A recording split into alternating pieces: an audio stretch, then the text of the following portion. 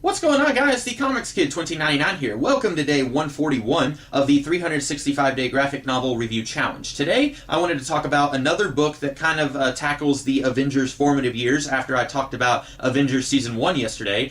Today, I'm going to be talking about Avengers, Earth's Mightiest Heroes, the Ultimate Collection. This collects two miniseries, both written by Joe Casey. The first one is drawn by Scott Collins, and the second one is drawn by Will Rosado. In total, this particular collection collects 16 issues. Each miniseries was 8 issues long. And I want to go ahead and talk about the artwork by Collins and Rosado, respectively. Now, personally, I prefer Scott Collins' style. His style kind of reminds me of Jeff Darrow or the late Seth Fisher, kind of sort of Frank Quietly, although I would say he's more similar to Darrow and Fisher. I really love his artwork here. I like those other artists that I mentioned, and I really like Scott Collins' artwork. And I don't know if I had seen anything else by him before I read this, but I really like what I'm seeing here. It's very dynamic, it's very in your face. It kind of reminds me of what Jack Kirby was going for in the early Avengers issues in the 60s, although his style is not similar to Jack Kirby's style, but it feels like he is going for the same thing that Jack Kirby was going for when he was drawing these characters 40 years earlier. I really like Scott Collins' style. Now, in the second miniseries, you have Will Rosado. His style is very similar to Gil Kane, who is a guy who drew the Avengers in the 1960s, and if you took a page drawn by Gil Kane and a page drawn by Will Rosado, I would have a hard time figuring out which one was drawn by which guy. He has a very similar style to Gil Kane, and that's not a bad thing. Gil Kane is very much a classic artist. He doesn't really have a style that goes in one extreme or the other, whereas Scott Collins, his style is more extreme, a lot like Jeff Darrow or the late Seth Fisher or Frank Quietly. It's not so much a basic style like Gil Kane's style is, and Will Rosado is much more basic, kind of like Gil Kane's style is. And again, there's nothing wrong with having a classical basic style, but I prefer having a style that's a little bit more extreme and it goes in one direction or another. Even if it's a direction that I don't necessarily care for, if it goes in one particular direction, I prefer that over more or less having the standard style, which is kind of what I feel like Gil Kane or Will Rosado does. Now, that is not to say that Will Rosado is a bad artist. He is a very good artist.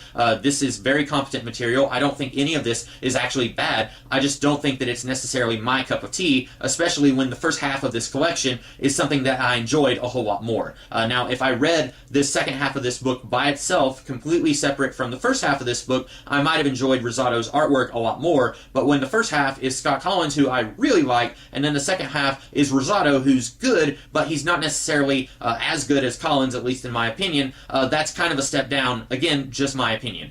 There's nothing wrong with Rosado's artwork, it's just not exactly what I wanted, especially after I was enjoying Scott Collins' style so much in the first half of this book. Speaking of differences between the first miniseries and the second miniseries, I also think that the writing is a little bit better, a little bit tighter in the first miniseries than it is in the second one. The first miniseries follows the very early Avengers team. It basically takes place immediately after Avengers issue 1.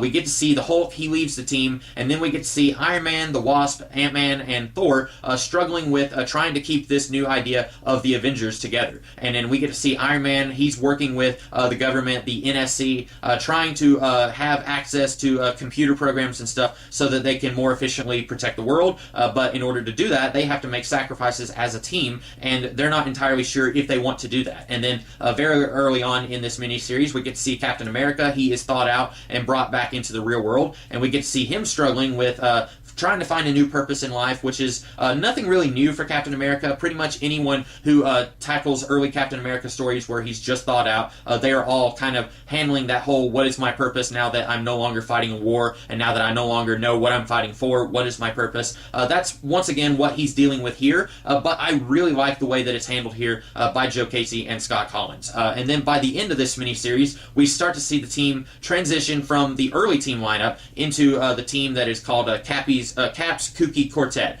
which is Scarlet Witch, Quicksilver, Hawkeye, and Captain America. And I like that we get to see the transition into that, and a lot of that isn't even stuff that is manufactured in this book. A lot of it is stuff that is just taken straight out of the early years of the Avengers comic books, specifically roughly the first 2 years of Avengers comics collected in Essential Avengers Volume 1. We get to see Giant Man and the Wasp. They leave the team, and their reason for leaving here is pretty much exactly their reason for leaving back in the 1960s. And then Thor, he leaves the team for pretty much the exact same reason that he left back in the 1960s. Now, Iron Man, his reason for leaving here makes a little bit less sense than it did in the 1960s. In the 60s, we are told that Tony Stark had some issues that he had to take care of with his company, and he basically couldn't be dividing his time between running his company, pretending like he is not Tony Stark when he's Iron Man, and also working with the Avengers. That is not his reason for leaving the team here. Here, basically, he says that he always envisioned the Avengers as being something beyond what it was when it first got started, and he didn't want the team to rest on his shoulders and only be there because he's there. He wanted to leave and kind of let the Avengers grow past what it was whenever he was there, and Thor and Ant-Man and the Wasp were there also. It doesn't really make a whole lot of sense, and I think that maybe they could have used his motivations for leaving that was there in the 1960s Avengers comics, and they could have expanded on that a little bit here. Because Tony Stark, he is kind of the secondary character who really gets an arc in the first miniseries. I would say we start off with Cap, who is our main protagonist. He's really the big guy who gets an arc in this miniseries, and then following him, we have Tony Stark, and he's basically the one who's trying to keep all this together. He's the one who's negotiating with the government, trying to keep the Avengers happy, but also trying to keep the government guys happy. And I think we could have worked with him, basically saying, I've had enough, I can't do this, I have to go and just be a superhero on my own. They didn't really do that, but that didn't really bother me. Speaking of things being a little bit inconsistent with the comics from the 60s, the Hulk and his reason for leaving the team is entirely different here than it was in Avengers issue 2. That was the Space Phantom who basically manipulated the Hulk into leaving the team back in the 60s. Here, Hulk basically just doesn't want to play by the rules. He's there, and he's willing to be with the team, but then when Iron Man busts out the charter for everyone to sign, the Hulk is like, no, I'm not going to do that, and then he's out. Again, that doesn't really bother me. A lot of people probably haven't even read the first couple of years of Avengers comics, so this would be a perfectly valid origin story for them to read, and it didn't bother me even as someone who did enjoy those first couple of years of Avengers stories. I also, like I said, I really like the transition from the original team lineup into Cap's kooky quartet. I like the way that we get to see Scarlet Witch and Quicksilver go from being basically seen as bad guys and working with bad guys into trying to make their lives better. I really like the way that Hawkeye bonds with Jarvis and how they come up with this idea of getting Hawkeye into the team. That was really cool. I won't spoil that here. If you haven't read this, you really should read this, if anything, just for that event. But really, there's nothing bad about the first miniseries here. Now, the second miniseries, I don't like it as much, and it's not just that the artwork was, in my opinion, not of the same caliber as the art in the previous miniseries. I also don't think that the writing was up to par either. First of all, the events that are covered in the second miniseries are just a little bit goofy. Here we have Giant Man. He is now the chairman of the Avengers, and none of the original founding Avengers are present in this team by the end of this miniseries. The only ones who are there throughout this miniseries is Giant Man and the Wasp, and they are basically working with a whole bunch of new guys who haven't been Avengers very long. Hawkeye, he's been there for a while, but you've also got the Vision and the Black Panther, and they're all basically trying to make this work a lot like how the team was in the first miniseries. And this miniseries here, the second one, I feel like it's a little bit more scattered. It's not as focused as the first miniseries. The first one was basically Cap's story with Tony Stark kind of as a secondary protagonist. You didn't really have all these other characters vying for screen time, trying to have their own little arc. It was basically just a Captain America story with Tony Stark in the background having his own smaller arc. This miniseries feels a little bit more scattered and not in a good way. You got the Black Panther. He's got his own little subplot throughout this entire miniseries that doesn't really connect with what's going on with the rest of the book. He is pretending to be a guy named Luke Charles, and he is in the middle of Harlem trying to make the lives of the children in his school a little bit better and a little bit more bearable. And then you've got this one kid at the school who is thinking about shooting up the school, and Shala, he knows that that's going on, and he's trying to stop the kid, but he's not trying to be too overbearing on the kid. And then you've got this guy, I think he's called the White Tiger. He is hired by some of the higher-ups in Wakanda to kill Shala because they think that he is making some mistakes as a new ruler of Wakanda. Almost none of that actually intersects with the rest of the book. It could be completely removed from this miniseries, and the rest of the events in this miniseries really would progress in the exact same way. I feel like that's the mark of a bad subplot when it doesn't really intersect or combine with the rest of the story. If you can remove it and the rest of the story is unaffected, that's not a good thing. You need to really rework it so that it combines and intersects a little bit better, and it actually comes to a head with everything else here. And this subplot with the Black Panther, really everything with the Black Panther, doesn't really do that. Also, you got the Vision, and he keeps whining about how nobody likes him and how he doesn't fit in, and he keeps saying, like, you know, you Avengers are okay, but all those human beings out there, they don't really like me. And I've never really liked the Vision. I've never really found him to be a very interesting character.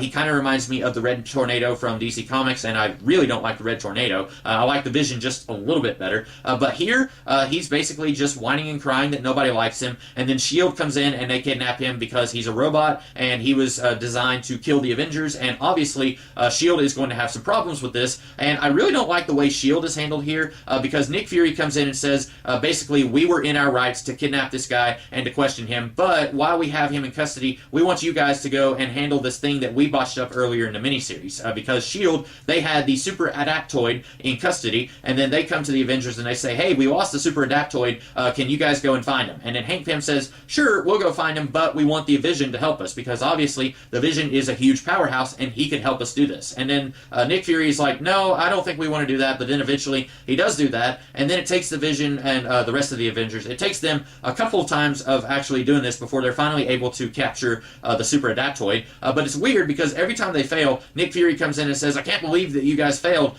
Nick, you and your people are the ones who let the super adaptoid go in the first place. It's really weird how presumptuous all of the S.H.I.E.L.D. guys are in this book. Agent Sitwell is in here, and he's very unlikable, and understandably, these guys are they come from a place where it makes sense what they're saying and what they're doing, but also a lot of what they're saying and doing doesn't make any sense at all. And then this subplot here with Hank Pym as Giant Man, it's probably one of the goofiest things that I've ever seen in a comic book before.